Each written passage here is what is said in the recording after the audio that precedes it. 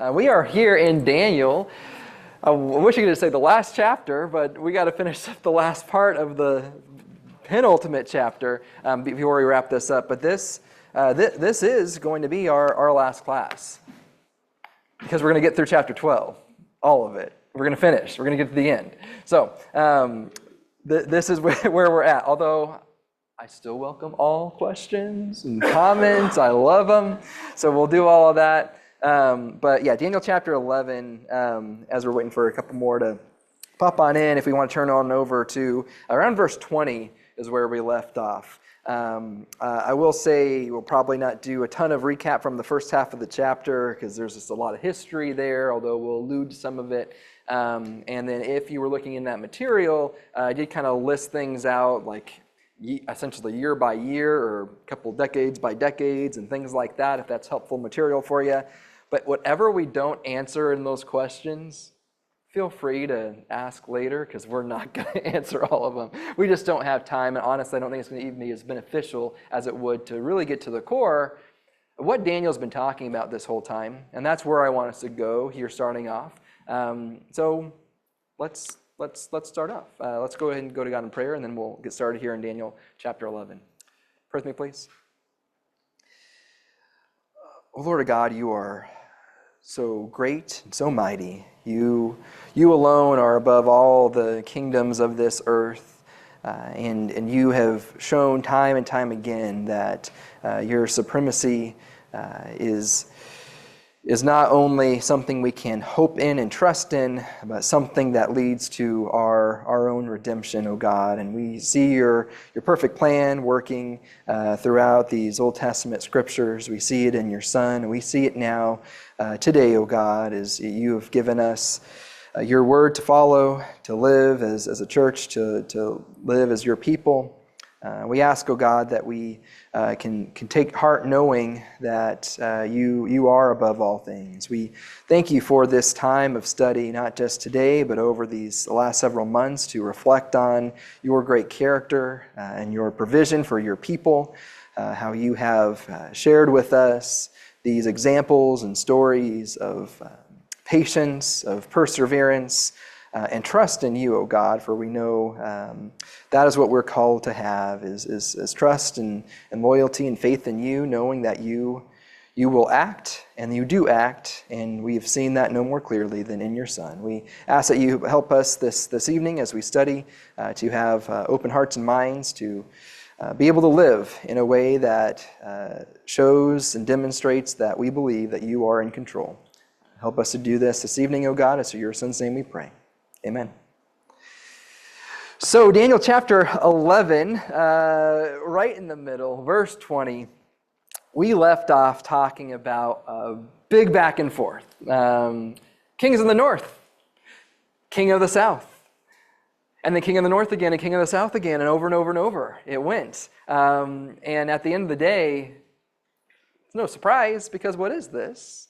But a pretty clear, almost, I don't want to use the word historical record, but that's as close as you can kind of get here without actually saying names of what went on from the time of Daniel going into the Persian Empire, going into the Grecian Empire, and then really ultimately, like even looking a little bit beyond that, where we might see today. But I want us to remind ourselves of where we're at in all of this so we don't get bogged down in the details, but we can see clearly what God is trying to show us here through Daniel's vision. Now, here we are at the very end of the book, right? Chapter 8, 9, and then 10, 11, 12 all together. 10, 11, 12 is one complete package. So as we get into chapter 12, we're still remembering what Daniel saw there in chapter 9 as he's seeing this heavenly messenger and he is wondering, what's going on. We see this great cosmic battle going on between, God's captain there with Michael fighting the princes of Persia and then the prince of Greece and all that. Then we're here in chapter 11 getting all this history. But at the end of the day, chapter 12 is going to be the nice summary and conclusion, not just of the whole book, but really of this vision too.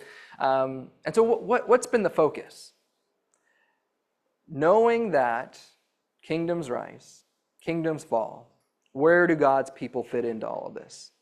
And more importantly, the big question we've been trying to address is, well, if we say that God is in control, what does that look like in action?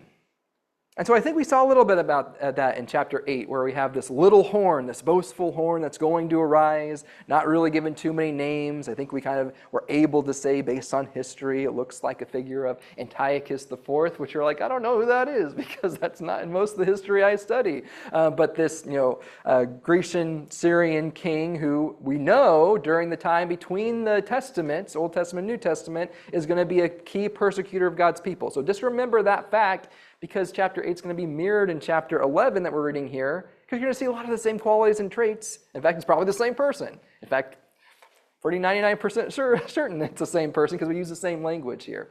But right there in the middle, too, we talked about, hey, there's destruction going on. God's people seem without an identity because there's no temple. There's no anchor point there for them to go and worship their God. But that's even going to be destroyed. Not in the timing, they're going to think. Daniel has waited 70 years from that captivity, but then that messenger goes and says, no, 70 more sevens, 70 more weeks of years that you need to wait for all that to be completed. But here we are with this call for perseverance in chapters 10, 11, and 12. And so if you get confused with anything else we're going to talk about, and we're going to really summarize the rest of chapter 11, because I want to spend a lot of time on 12. That's the most important part here. If we get confused by any of that, really, just remember, we're back to the beginning of the book. How do we start Daniel chapter 1? Who was in control from an earthly standpoint in Daniel chapter 1? Nebuchadnezzar, Babylon, right? And then we moved over to Darius. But guess what? Even under that kingdom, sure seemed a whole lot like Babylon. And we're going to get into the Grecian Empire and then the Roman Empire. Guess what? All those kings and beasts, they all kind of just look like Babylon. The very same thing Daniel had in his mind, the same kind of persecutions we see, maybe heightened in some degrees, but really at the end of the day, they're all Babylon. We get into the New Testament. Rome is compared to Babylon. It's not to say it's just that one country or identity. It's a figure. It's a picture of the oppressors of God's people. I would even suggest that we are living in Babylon, right, as we look to the world around us in this present evil age. But that's where we're at, right? And so the question is, how do you have hope when Babylon seems to always be winning? And then that brings us to chapter 11. So chapter 11, verse 20, I need us to have eyes and a lens for picking out the pieces that seem to make the most sense to us, or the things that the vision seems to be emphasizing over anything else. So I'm going to leave it pretty open and just say, hey, what did you see here? What kind of patterns did we see before? And then we'll kind of move on to the next section after filling in some of the gaps there. But starting in verse 20 of Daniel chapter 11, then in his place, this is talking about one of these kings of the north there. In his place will arise one who will send an oppressor through the jewel of his kingdom, yet within a few days he will be shattered, though not in anger nor in battle. So the soap opera continues, right? The king rises, king dies, they betray each other, all of that. But notice verse 21. In his place, a despicable person will arise, on whom the honor of kingship has not been conferred, but he will come in time of tranquility and seize the kingdom by intrigue. The overflowing forces will be flooded away before him and shattered, and also the prince of the covenant. After an alliance is made with him, he will practice deception, and he will go up and gain power with a small force of people. In a time of tranquility, he will enter the richest parts of the realm, and he will accomplish what his fathers never did, nor his ancestors. He will distribute plunder, booty, possessions among them, and he will devise his schemes against the strongholds, but only for a time. He will stir up his strength and courage against the king of the south and with a large army. So the king of the south will mobilize an extremely large and mighty army for war, but he will not stand, for schemes will be devised against him. Those who eat his choice food will destroy him, and his army will overflow, but many will fall down slain. As for both kings, their hearts will be intent on evil, and they will speak lies to each other at the same table, but it will not succeed, for the end is still to come at the appointed time. And then he will return to his land with much plunder, but his heart will be set against the holy covenant, and he will take action and return to his own land. Let's sift through this really quickly. Things that stood out to you, phrases, characteristics, attributes. You're going to see a lot more of the same, but were there any distinguishing factors in this version, this brand of King of the North here, compared to his earlier iterations and ancestors and forefathers? So yeah, a despicable person arises here. So it's got to be worse than the previous ones, right? In fact, there's other phrases that are used there too. Do you notice that? That kind of say he's bad, but he's specifically worse than what came before.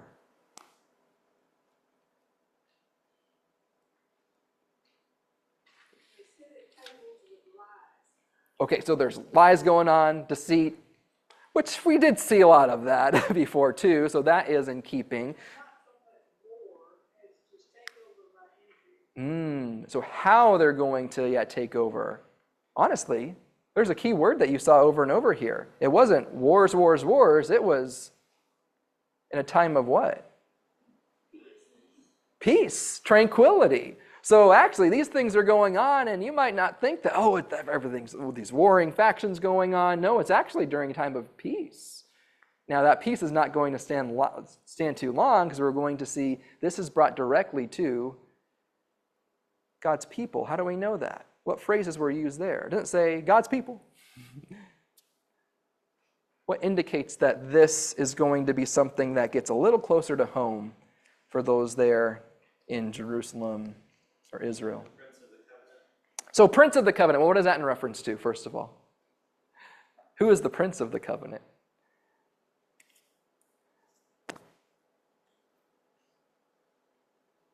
Well, we're thinking, it sounds like a leadership role.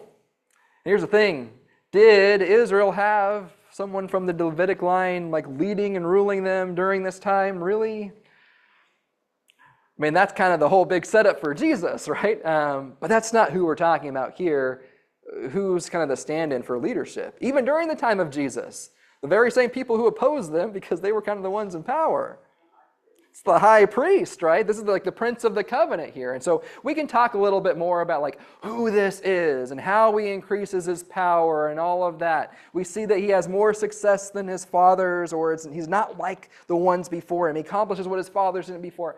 So this whole picture, again, seems to be pretty clear of the same wording we saw back in chapter 8 of this Antiochus IV figure, right? So we're back here in the 160s or so BC, right? So this is not too far off of what we're coming off of going into the time of Christ. So we do need to be mindful of that. This is setting the stage for who God's people are, the oppression that they faced, and we're getting a little bit more detail of that same picture we saw back in chapter 8.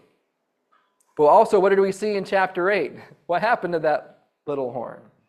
Last forever? Well, he's going to be broken, right? So we know that, spoiler alert, we already know what happened, but we get some more detail. But specifically here, as we read through this section, I want us to focus on how do God's people respond to this kind of persecution.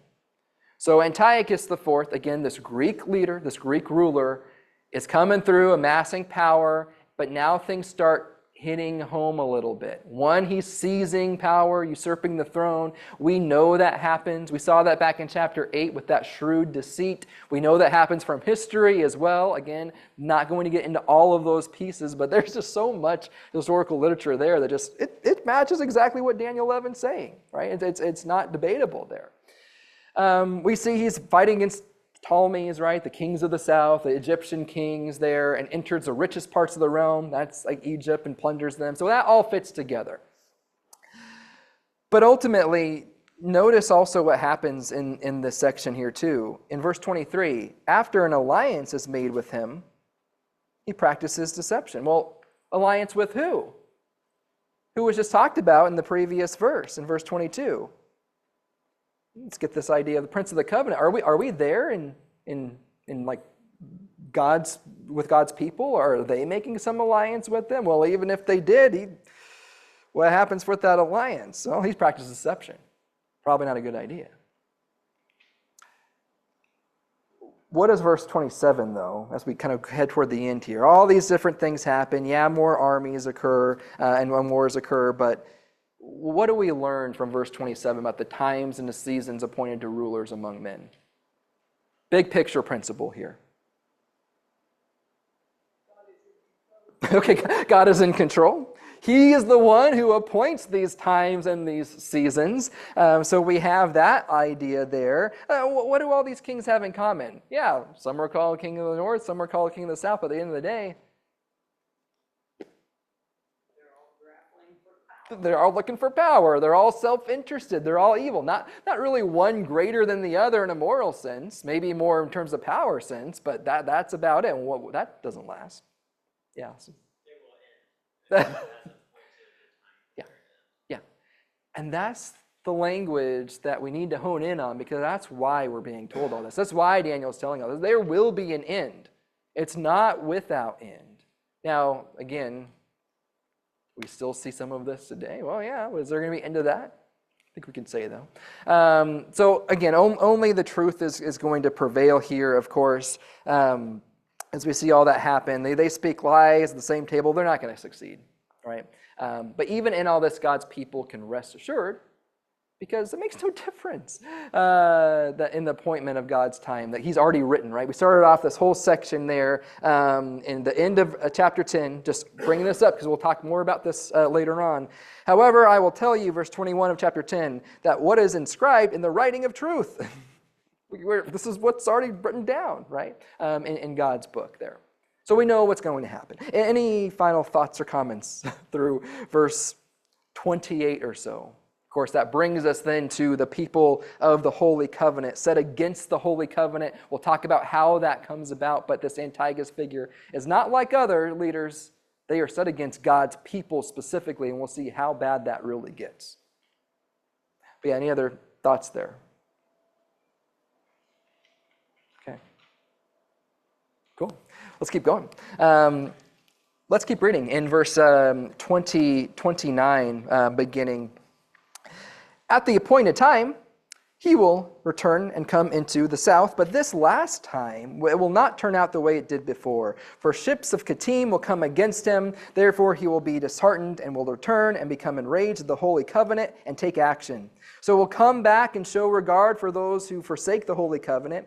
Forces from him will arise, desecrate the sanctuary fortress, and do away with the regular sacrifice, and they will set up the abomination of desolation. By smooth words, he'll turn to godlessness and those who act wickedly toward the covenant. But the people who know their God will display strength and take action. Those who have insight among the people, they will give understanding to the many, and yet they will fall by the sword and flame, by captivity and by plunder for many days. Now when they fall, they will be granted a little help, and many will join with them in hypocrisy. Some of those who will have insight will fall, in order to refine, purge, and make them pure until the end time, because it is still to come at the appointed time. Any other sections of this one chapter here? This is the one I need us to know the most. Because who is introduced on the scene? It's not just Antiochus. It's not just him fighting wars against the kings of the south. Who is he against? Who is he setting his heart against? We just read in the previous verse. The people who are living by the covenant. It's the Jews, right? It's those who have come back from captivity from Babylon. Those who, again, like in the position that Daniel's in right now, they've long been away from that. They've been trying to resettle and set things back up again. And yet here is this persecution that the likes of which we're going to see in chapter 12, they had really never seen. What were some of those persecutions as we read through here? What were things that stood out to you in terms of what God's people were going to have to deal with during this time? We know they were put to death. Put to death? Because if they didn't deny the law and the covenant, then Greece put them to death. Yeah. So, I mean, what else could be worse than that? Death. So there's that piece. And if not death, close to it, torture, we're going to see happens there. Okay.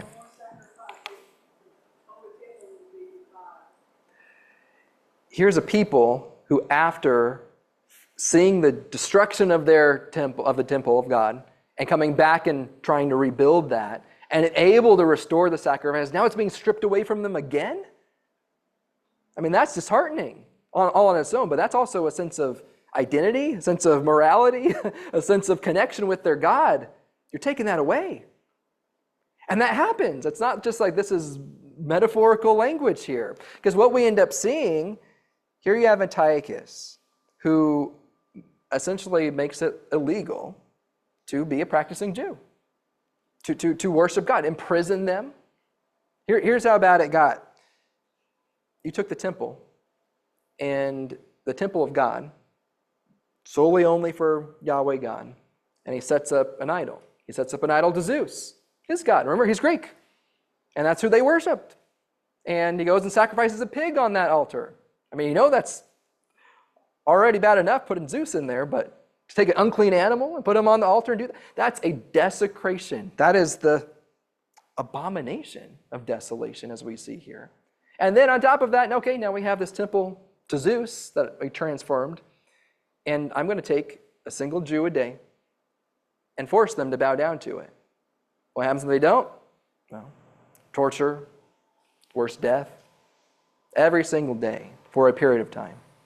Now, you thought Babylon was bad. Nebuchadnezzar raises up this big monument of his success and gets all the people to try to bow down to them. He tries to put a couple of them into the furnace and is unsuccessful. Yet here it's even worse.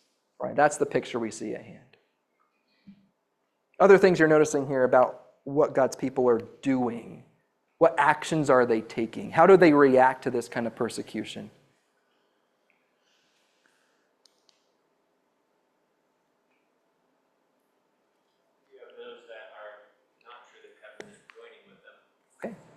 They have a choice. Who do we side with? Do we say, oh, temple sacrifice is gone, so we're just going to essentially become pagans? We'll join forces with them because everything else has been stripped away from us. Might as well. Can't beat them, join them. That's the idea, right? Okay. On the other hand, we have what? What's the other reaction?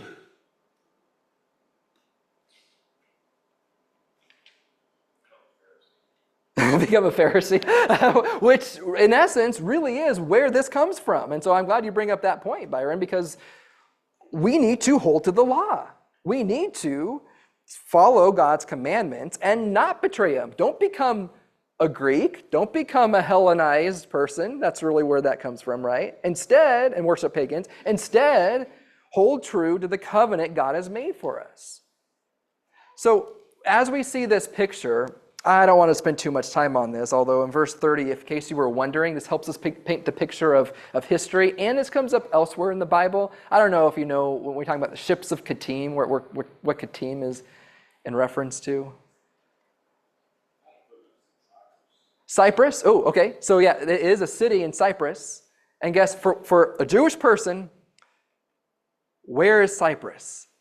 It's somewhere out there in the sea. Out there to the west, right?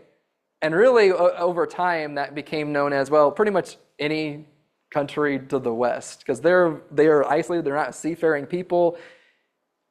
Who comes from the west? For Antiochus, from history, we know that we get, and really this goes back to the early descendants of Japheth, so anything going to the European area there, ultimately, is kind of where we get Kittim from. But with all of that, a power in the west, probably like Rome, because we know from history, in 168 BC, Antiochus reached as far as Alexandria in Egypt in the south, and then a Roman fleet comes in and turns him back in humiliation. And he's humiliated. He's amassed all this power, yet even by the Romans, that kind of great beast that's probably coming up later, that end of the statue later on, he humiliates him. And so what does he do? What does it say there in verse 30? What does he do? He's humiliated, he's disheartened, he returns. And how does he lash out from his humiliation? The people of the Holy Covenant, right? Enrage at the Holy Covenant and take action. And then he shows regard for those who forsake it, but not for those who keep it, right? And we just know this is happening in history, right? We see that course of action. And we already talked about some of the consequences. But ultimately, he looks at this people who, they don't have a king. They have a priest who's there, but hey, I can replace him. In fact, he does multiple times. I'm going to replace the political power here to do what I want. But they're an easy target. He's going to lash out at them. And we see, again, there's a taking of sides that occurs. We get this picture of him desecrating the temple. We need to know that phrase, abomination of desolations, which I guess we can quickly talk about for a moment, is one, that's abomination is always in reference to idolatry throughout the Old Testament. So he's talking about idolatry, right? And what else is idolatry but taking God's own temple and setting up an idol in its place? I mean, let's be honest, we saw that happen at the destruction from Babylon too. They were doing pretty much the same thing, God's own people, to make it worse, to have an enemy come in. But yeah, God's own people were doing that too. But we see many will fall away, and God-fearing will take action. My question to you then, application time. How did these people take action? When you hear take action, what do you think of? And rebellion, okay. And some of God's people did take it that way. Yeah. Well, yeah, and really, yeah, I'm glad you brought that up too, Byron. Is this is all nice and recorded for us in like 1st and 2nd Maccabees. I mean, talking about the Maccabees, so like 1st and 2nd Maccabees, those letters, like really record all of this that we're talking about. And they do take action that way. We're going to rebel. We're going to fight against them. Does it tell us how they took action? Well, some do fall by the sword, and some by flame and captivity and by plunder. But ultimately, what do we see? It's those who have insight among the people will give understanding to the many. Well, what does insight do? What does insight look like? We're not really told. I think we're going to see what that looks like in chapter 12, which we're going to push on to here in like 3 minutes because we need to. But that's the question that we're kind of left with. Okay, I can have hope that there will be some people, a remnant of people who choose to serve God even in the worst times here. But what do they do? How do they act as if God is in control in the midst of all this uncertainty and all this destruction and all this chaos and desecration? And it seems like my whole identity is falling apart. What do I do? We'll see that in chapter 12. But I want you to just take note of what God's people are doing. And some, hey, they join with them in hypocrisy. So that's certainly not the answer either, right? So there's even hypocrites among that group. But we do need to see, again, the wise and insightful. Well, you think they would be the ones that are saved, right? What happens to them? Just the death, the fire, the imprisonment. It's like everything else, right? We're not looking for salvation outside of the fire. We saw that in Daniel chapter 3, right? They put them into the furnace. They knew they were going to be saved by God. Didn't have to be a physical thing, but they knew that. We see that reflected here too. And Daniel knows that. Daniel would have seen that with his own eyes, and he's seeing it here in this future vision. Anything else that you take note of from this section here?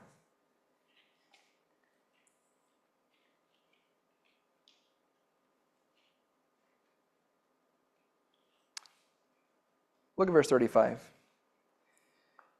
So some who have insight will fall. And insight of what, I guess, is the question.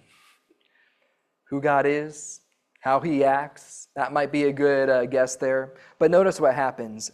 What's the purpose of them falling? Give you a hint. We kind of talked about something very similar first thing this morning as Josh opened us up in James chapter 1. Purified them. It took them and refined them. That's the purpose.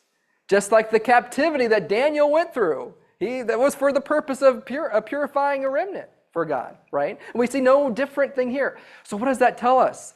God's character remains constant. For his people who will serve him, he will always refine. And sometimes by different means.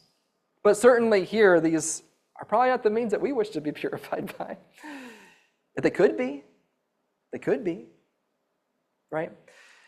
And again, there's no mention of action of violence in contrast to maybe what we saw earlier in Daniel chapter 11. I don't remember back in verse 14, but we saw, hey, there's going to be the violent ones among your people. They'll arise and they're going to fail.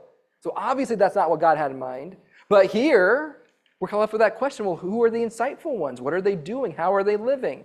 I think we're going to see that here in a moment. So real quick, because I can't talk about all of this, we're going to, I'll read a couple of verses of this next section. You tell me what sounds familiar, and then we'll move into chapter 12. Starting in verse 36. Then the king will do as he pleases, and he will exalt and magnify himself above every god, and will speak monstrous things against the God of gods, and he will prosper until the indignation is finished, for that which is decreed is done. He will show no regard for the gods of his fathers, or for the desire of women, nor will he show regard for any other god. He will just magnify himself above them all. But instead, he will honor a God of fortresses, a God who his fathers did not know. He will honor him with gold and silver and costly stones and treasures. He will take action against the strongest of fortresses with the help of a foreign God. He will give great honor to those who acknowledge him and will cause them to rule over the many and parcel out the land for a price. I'm not even going to read verses 40 through 45, not because I'm trying to skip over. I encourage you to do so, but it's going to get into more of that history piece. But I just want you to see here from verse 36 through 39, does any of that sound familiar? What picture are we being painted here?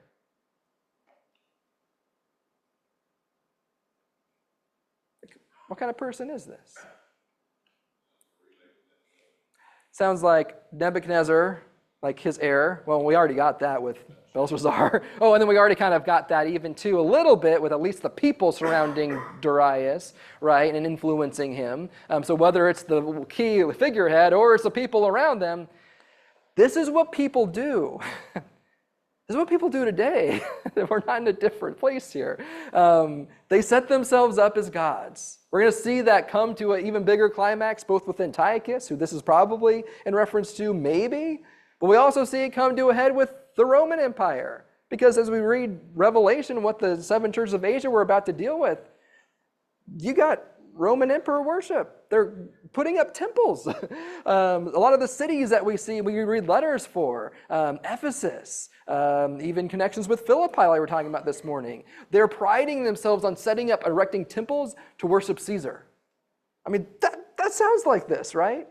So is it just the Jews here in this time in the 160s are going to have to deal with this? Is it just the Christians in some of the time period between 80, 60 to 80, 90 or onward going to have to deal with this? No. This is a picture of those beasts that just continue to pop up over and over again, but we know the answer. It's not just God is in control, it's that God is victorious, right? Yeah, Byron. So in Samaria, on top of the ruins of the temple of Jezebel and Ahab's palace, was the ruins of the temple to Augustus. Yeah. So I'll repeat that again. Even with Ahab and Jezebel, and you see some of that there. It's on top of. Is that what you're mentioning? Yeah, they're on top of the ruins of their palace is a temple to Augustus. Yes. So building on the palace of kings of Israel here's a temple to Augustus Caesar, an emperor, another king, but worshipped as a god, right? So then you're left with this picture. What hope is there? What hope is there for a people who are just going to be destroyed? Hey, well, do your best to continue by the covenant, but you're going to get killed off anyway. And you might be thinking well, yeah, they should be obedient and follow it. That's good. But that's not the hope, right? The hope isn't just that I might be spared some punishment, maybe, possibly. There is a more certain hope, and that's what we see in chapter 12. So I'm going to skip over some of this stuff, and you can ask me about it later if you want to. But let's look at Daniel chapter 12, because this is the most important thing, not just for the whole book of Daniel and the culmination of our study, but honestly, it's our hope.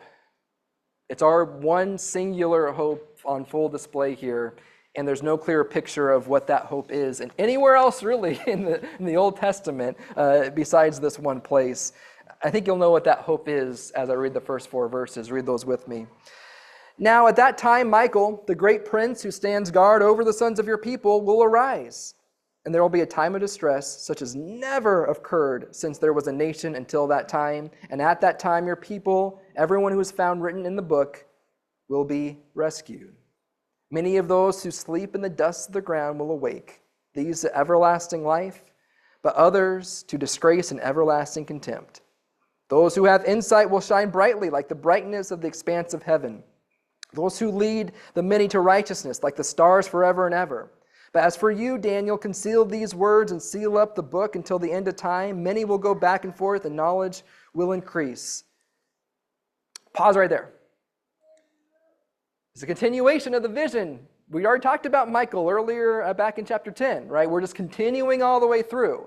And so this is still part of the vision. This is the most important part of the vision. All these things are going to happen.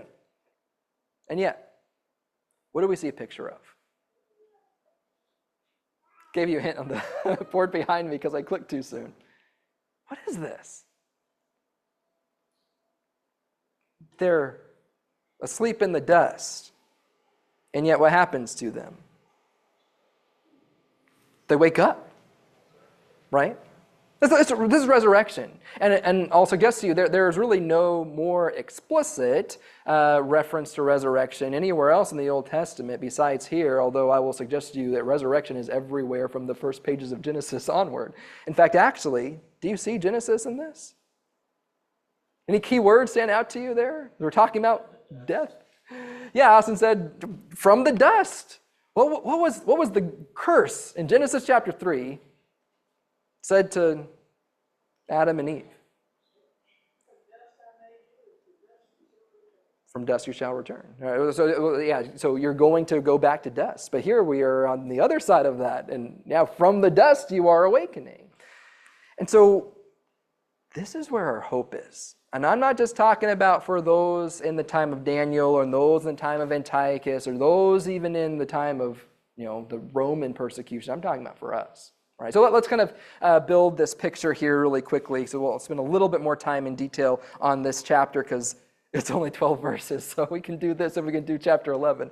Help me out here. So who is charged to stand guard again? It's Michael. Again, this heavenly force, spiritual force there that we saw back in chapter 10. But what's he going to do? He's going to stand guard. So we get that picture. Okay. Yes. Mm-hmm.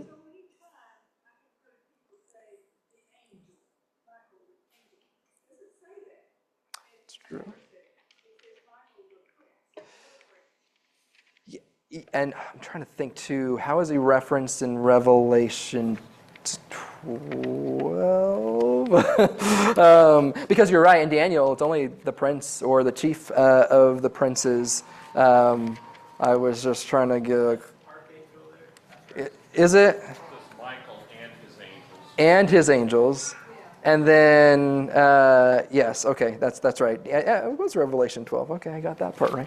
And then I'm thinking too in,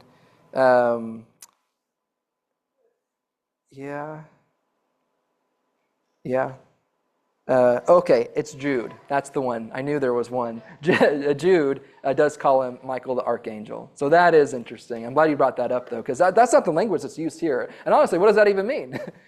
Well, arch is talking about like rank. That's kind of what we're looking at here. Chief among the princes, right? That's the picture. Okay, so that's who's standing guard to represent. You can't see that. You can't see him doing that. But that's the picture here, right? He's again appears at that time, referring to what we just talked about in chapter 11. And that's not what I wanted. The focus is on this positive assurance of protection for God's people. Even in these most troubling times, he is there standing guard at that time. It's not like, oh, well, you're on your own, and then maybe God will come and send something. No, there is protection there. Okay, and then notice, this is a time of distress that no one's ever seen before. Okay, it's kind of interesting. But what about when Ezekiel said that about the destruction of the temple under Babylonian control? He said that back in Ezekiel 5. No one's ever seen a destruction like this. Then we have this here in Daniel, talking about Antiochus' time. And then, or we can make that argument, Antiochus' time, and maybe onward past that. And then Jesus says it over in Matthew 24, when he looks upon Jerusalem and looks at the temple and says, there's going to be time that no one's ever seen something just as bad as this. Now, is this just hyperbole? Are we building on the same image? Is this a pattern stamped throughout history and over again? Just something for us to think about, not really an answer I'm trying to get at, but notice how that language is used over and over again, talking about the persecution against God's people, or at least some destruction there. I think you're going to see some of it's against God's people, but it's also against people who aren't following God. But look at this word.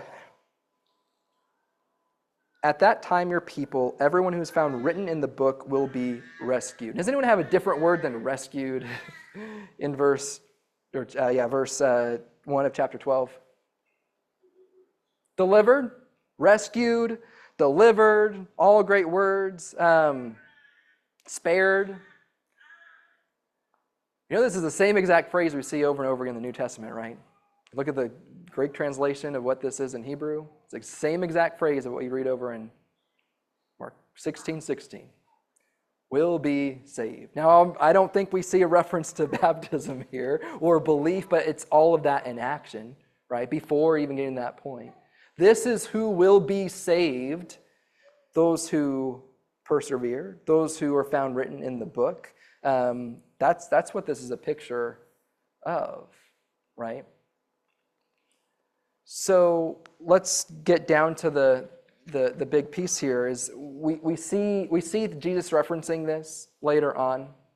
Turn over to Matthew chapter 24. This is really where I want us to be able to make some connections, because Daniel is, again, one of the most subtly alluded to texts that Jesus makes reference to over and over again throughout his ministry. I just referenced Matthew 24 there, and that's where you're going to see a lot of these quotes come into play. Number one, remember, Jesus is looking down at the temple and sitting on the Mount of Olives, and the disciples ask them, tell us when these things happen, and what will be the sign of your coming and the end of the age, and all of these pictures there. And he references Daniel a lot. But take note in verse 15, then when you see the abomination of desolation, which was spoken of through Daniel the prophet, standing in the holy place, let the reader understand, then those who were in Judea must flee to the mountain. So was Daniel talking about this? Is Jesus using the same language to talk about something else? Probably the best answer is yes. You might be able to say all of the above. We don't need to get into the intricacies of that too much, but notice what he continues on to say in verse 21. For then there will be a great tribulation such as not occurred since the beginning of the world until now, nor ever will. That's a Daniel quote, right? We just read that.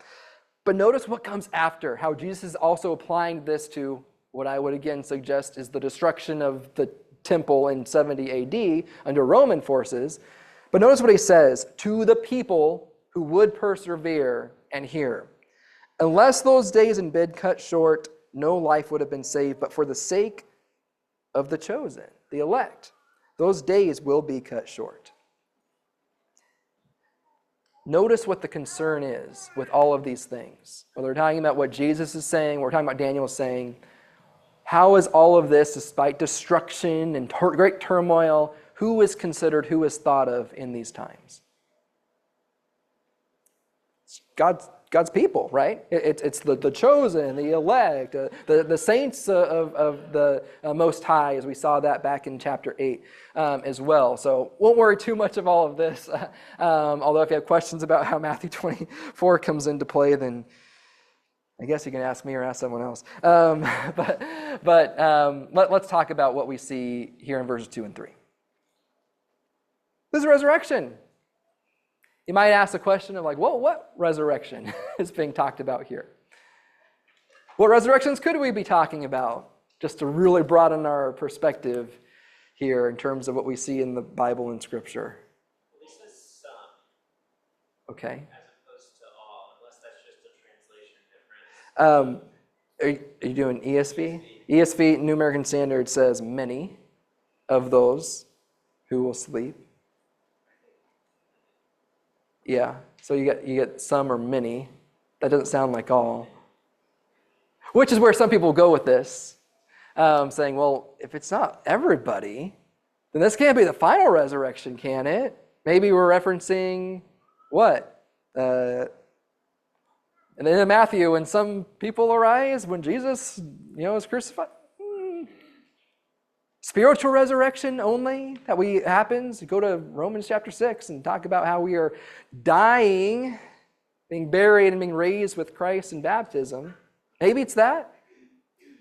Or maybe when we say some and many, if you go back to like Isaiah chapter 2 and read the first two verses, he uses those two terms interchangeably in Hebrew. Kind of lean more toward that. But, we could see some pictures there. At the end of the day, where's the hope though? Because even if you're talking about just a spiritual resurrection, or you're talking about a final judgment resurrection, I mean, there is a bodily resurrection here. We're talking about dust that is waking back up. We're talking about the same hope there, right? Now, what kind of resurrection is this? Who gets resurrected? Everybody does. It says you have some who awake who are in the book who till everlasting life, but others to disgrace and contempt. And we see that no clearly than in John chapter 5. Jesus says the same thing. Talks about resurrections. In fact, he talks about both kinds of resurrections. Go to John chapter 5 and verse 28 really quick. He lists both of them out. He says, "Truly, truly, I say to you, an hour is coming, and now is, when the dead will hear the voice of the Son of God, and those who hear will live. Just as the Father has life in himself, even so he gave the Son, gave to the Son also to have life in himself. And he has authority to exercise judgment, because he is the Son of God. Do not marvel at this, for an hour is coming." So we talked about an hour is coming, and now is, when people are being resurrected. And I would suggest again, will we experience in the now, the already, but not yet, which is coming, as we continue on reading there in verse 28, quotation from Daniel, "An hour is coming in which all who are in the tombs will hear his voice." Or he just says all, not some or many. "And will come forth those who did good to a resurrection of life, and those who committed the evil to resurrection of judgment or contempt." He's quoting Daniel here, right? He's quoting the great hope that the people of God had, both in the Old Testament, and certainly should be for us, because we've seen that in Jesus, right? That's the picture we're looking at here. Any comments or questions about what we see in those first four verses?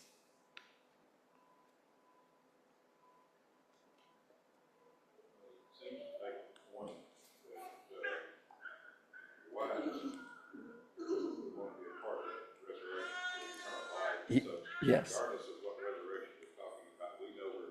Yes, exactly, right? And we're going to be even more clear about that later on, and then we keep on reading the chapter for sure. Which side are you choosing? You're faced with this in the time of Antiochus. You're going to be faced with this within your own life, no matter what. When a resurrection happens, are you taking part in the age to come, eternal life? Which actually, that's another interesting thing. That's the first time that phrase is used in the Old Testament. That's the first time eternal life is used. Now, of course, we see that over and over again in the New Testament. This is what Jesus is going to be appealing to. But that's what I want to have part in, not in the disgrace, the shame, and everlasting contempt. So let's keep on reading. We're continuing the vision, and then we'll chat at the end more about the big picture ideas here. All of this, the foundation of which is the hope in resurrection. Don't forget that, right? So we're going to build on it. Verse 5, "Then I, Daniel, looked, and behold, two others were standing, one on this bank of the river, and the other on that bank of the river." Because remember, he's by a river back in chapter 10, when he first has this vision of this heavenly messenger. "And one said to the man dressed in linen, who was above the waters of the river." So you got this man in linen hovering over the waters right there in between the two. Interesting, okay? And he says something to this man, this heavenly messenger dressed in linen, that Daniel earlier fell down and couldn't bear to even look at. This is what he says. How long will it be until the end of these wonders? I heard the man dressed in linen who was above the waters of the river, and as he raised his right hand and his left toward heaven, and swore by him who lives forever that it would be for a time, times, and half a time. And as soon as they finish shattering the power of the holy people, all these events will be completed. As for me, I heard but could not understand, so I said, My Lord, what will be the outcome of these events? And he said, Go, Daniel, for these words are concealed and sealed up until the end of time. Many will be purged, purified, and refined, but the wicked will act wickedly. None of the wicked will understand, but those who have insight will understand. From the time that the regular sacrifice is abolished and the abomination of desolation is set up, there will be 1,290 days. How blessed is he who keeps waiting and attains to the 1,335 days. But as for you, go your way to the end. Then you will enter into rest and rise again for your allotted portion at the end of the age. There's the end of Daniel. A lot to take in. But let's work through these details real quick. Okay, so we get this image and picture here of one. I kind of skipped over this part. Daniel's supposed to seal up the book at the end of verse 4 there until the end of time. We're talking about time as a whole. I think we've seen over and over again. We're talking about the time dealing with the things that we've just talked about, right? That seems to be the case. We'll see more of that later on here. It doesn't, again, suggest the end of the world by any means, I would suggest. You see some more heavenly messengers here. Most importantly, what was the question? Did that question sound familiar to you? The question that's asked? Daniel's not asking it. Well, Daniel will ask a question in a second. But one of these who looked like a man, angel, I guess we can say, spiritual being, asked this question. What is that question in its essence? How long? Did we see that before, earlier in Daniel? Back in chapter 8, which is kind of a mirror image of what we're seeing here, the same question was asked, and that is, I'll suggest to you, the right question. What is Daniel's question in contrast?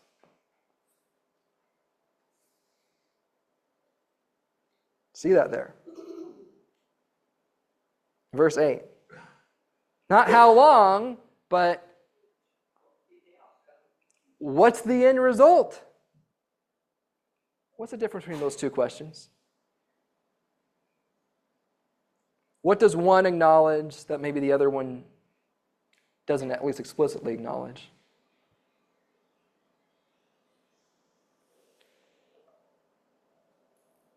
The angel's question is kind of like, it kind of recognizes that God's going to win. It's all going to turn out right. It's just saying, asking about timing. Yeah. But how long are we going to have to hold on for it? Yeah. Daniel maybe doesn't have that faith. Yeah. Or at least he's developing that perspective, I would say. He's maybe not fully understanding, well, I don't need to worry about the outcome. Maybe it's helpful to know how long it's going to take place, so I know how long I might have to persevere. And guess what? For Daniel's sake, he's going to have to persevere a long time to the point of his death, because he's going to actually even get to go back to Jerusalem and see everything and see all these things happen, of course.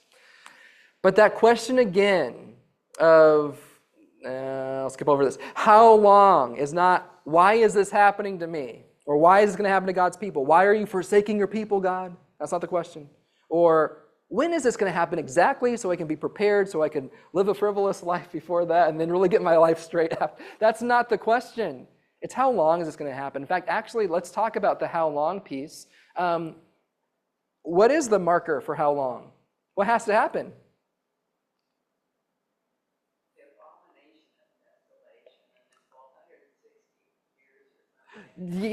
Yeah, like all the numbers we'll talk about in a second.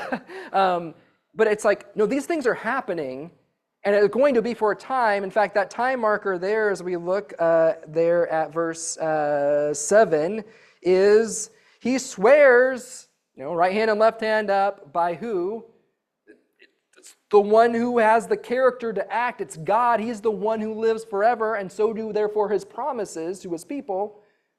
But what is it all about? It's until what? It's until the shattering of the power of the holy people. It's like these bad things are going to happen. And that's when it's kind of going to be done with. But that still means it's going to happen.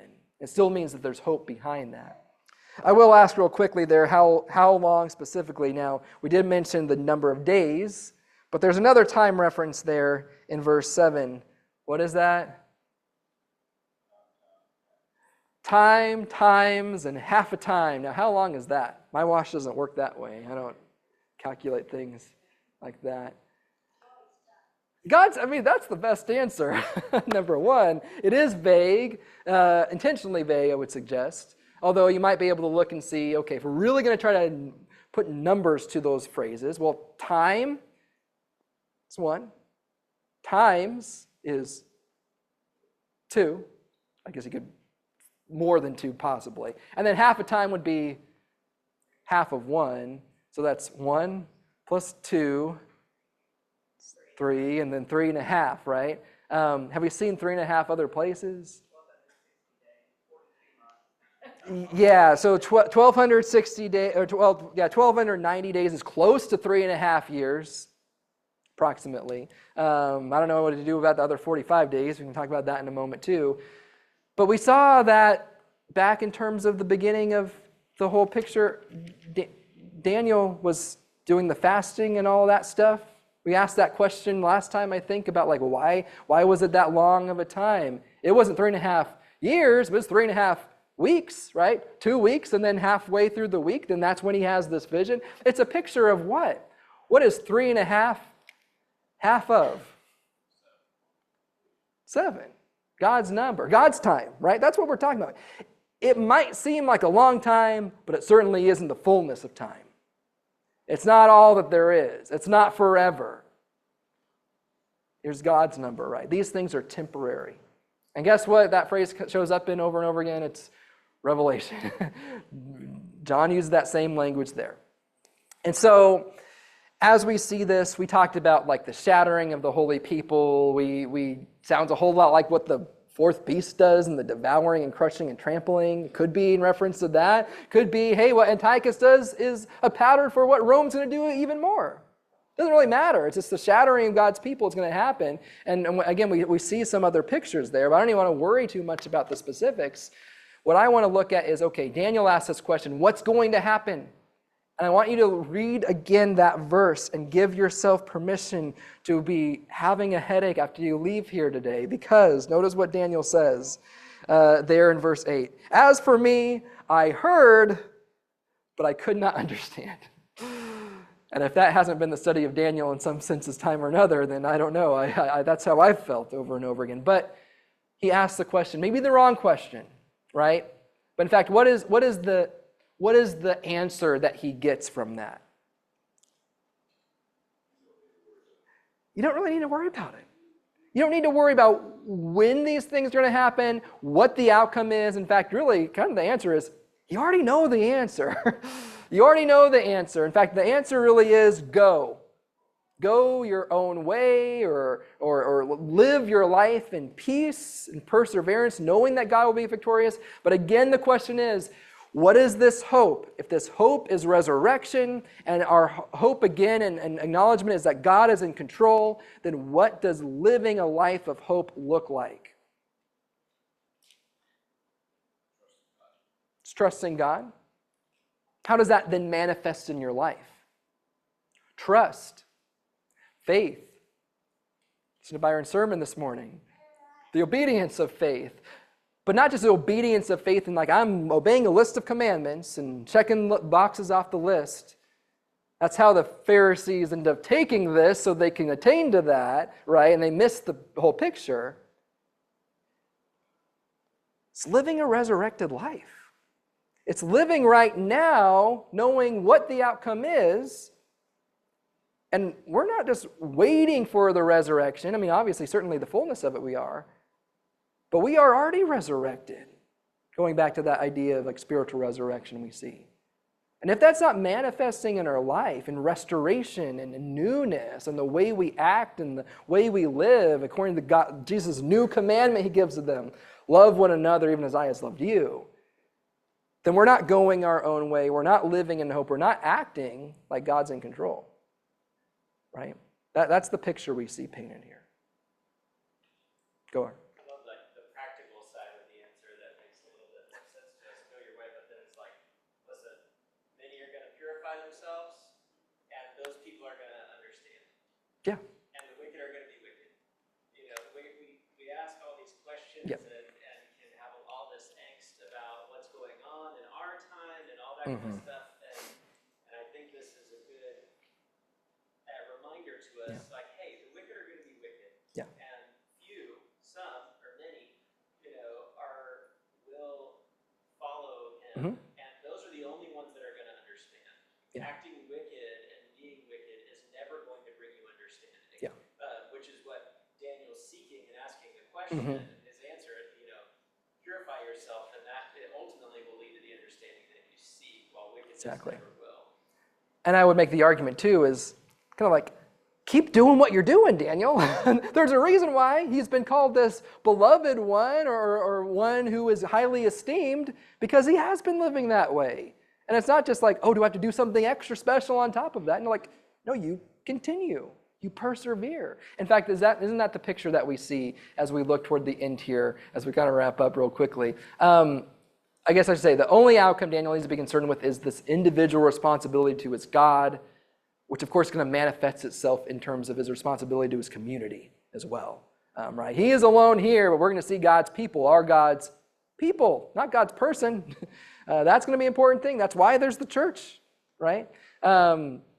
Again, this purging, purification, they're blessings, not things that we ought to avoid. And as Austin just said, that's a simple reality. The wicked are going to be wicked. Those who are purified are going to have that understanding. And ultimately there, I think I'll probably skip over some of this there. We get the 1290 days. We get an extra 45 on top of that. Are we supposed to represent that in terms of some literal number? We could. People try that. But we saw this already back in even Daniel chapter 8. These numbers are indefinite, right? But they're also set numbers. We know it's from the time the regular sacrifice is abolished, when Antiochus does this, but we see it probably continues on past that till the time of the end. And then look at the last phrase there in verse 13. I mean, what a way to end the book here. What is our hope? How do we live in a way that reflects that we believe with all our heart that God is truly in control? He's truly sovereign over all the kingdoms of earth and all the empires that rise, all the presidents that happen, and whatever else. How do we live in a way that shows that we truly believe that? It's go your own way to the end, and you'll enter into rest and rise up again for a allotted portion at the end of the age. Portion's not here. And right now in this present evil age, it's in the age to come. Purify, redeem sins, only through Christ, right? That's the picture. Okay. Lessons and questions and any summary points we want to make as we conclude the book of Daniel here. Okay, the Jews have finally given up idolatry. They're finally turning to God. Mm-hmm. And then it's almost like he's kind of turning his back on them in some ways. Mm-hmm. And then it talks about the powers of the holy people will finally be broken. Is this talking about the Jewish system, the law as it was set up, the Mosaic law, how it ended probably AD 70, when everything was, all their genealogies were destroyed. They didn't know what tribe they were from. Sure, yeah, They couldn't yeah. have priests. Mm-hmm. They couldn't have sacrifice anymore. And that had to happen for the dispensation Sure. to be effective. I mean, if we had two things going on at the same time, it would be awkward. Yeah, well, and certainly, I think we probably ought to look at it not as two things at the same time, but one thing that God's always wanted, and that's a remnant. Go read Romans 9 through 11, and that kind of answers that question, because they ask the same hypothetical question. Has God abandoned his people? No, he hasn't. There's always been one. There's the many who act wickedly, and then there's the few who will be God's remnant, which includes the Gentiles, by the way. And so that's the whole picture there. But certainly, I mean, yeah, you could even easily interpret that as that. But even still, I mean, like, living by works of the law still exists. People could try to do that. It's not abolished completely. I mean, it is abolished in terms of what we should be doing, but it's like still there that people do. We see all over the place people doing that. But ultimately, we look at that remnant of God's people, and that's what he's always wanted. Purified, refined. It's not giving up. He's saying, no, continue to the end, and my promises are extended to you, whoever will seek them. But again, I don't know if that answers your question fully, but The holy people, power is broken. Is that the Jews? yeah, I think I would look at this as, well, depends on what iteration of this you want to do. Again, pattern over precision. So I'll say that one more time, not as a cop-out answer. But I think we see shattering of both, just Israel as a whole, right? It's shattered on multiple occasions. But get to the 1st and 2nd century, and what do you see? There's some shattering going on there. I think the principle is it's not going to stop right before people start getting killed. It's only going to go on, and then we're really at that turning point when you think it's really going to matter and your life's going to be taken away. No, God's going to change his mind. And that's not what we're talking about here. It's going to go to that point every single time. It goes the same way for us. We don't know that, right? We know the outcome, but we don't know our outcome in that way. But we know at the end of the time here we have that hope in the resurrection, right? Mm-hmm. How comforting that is for us that we have the confidence and assurance that as long as we're doing what's right, no matter what else happens in this world, war or presidents or not presidents or whatever, God is in control, and if we do what we're supposed to do, we get to enjoy that eternity with him in heaven. That's exactly right. I mean, and that is the lesson of this whole book, right? We've been saying that from the beginning. It's really easy for us to say God is in control, but then not live like it. But like you just said, do it. Go your own way and do these things and be that refined people. We live like that now. We can have hope like that, living like that in the age to come in its fullness, right? Mm-hmm.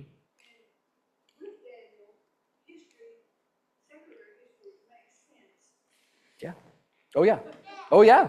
I mean, like, when's this big one world government gonna finally happen or something? Well, no, it's just destroyed back in Babylon when they attempted that over and over again. Or why do these kings keep on falling? No, that's what's gonna happen. Because there's one king, there's one kingdom, right? Always. There's always been that. Yes. I think the biggest problem people have today when you talk to them about Daniel and Revelations is they try to think literally, like 1,000 years, Sure. Yep. whatever. Mm-hmm. And they need to understand that these are apocalyptic books. Mm-hmm. They're in symbols for a reason. Yes. And but yet people try to literally define everything and say this is that or this is that or this is what it means. Mm-hmm.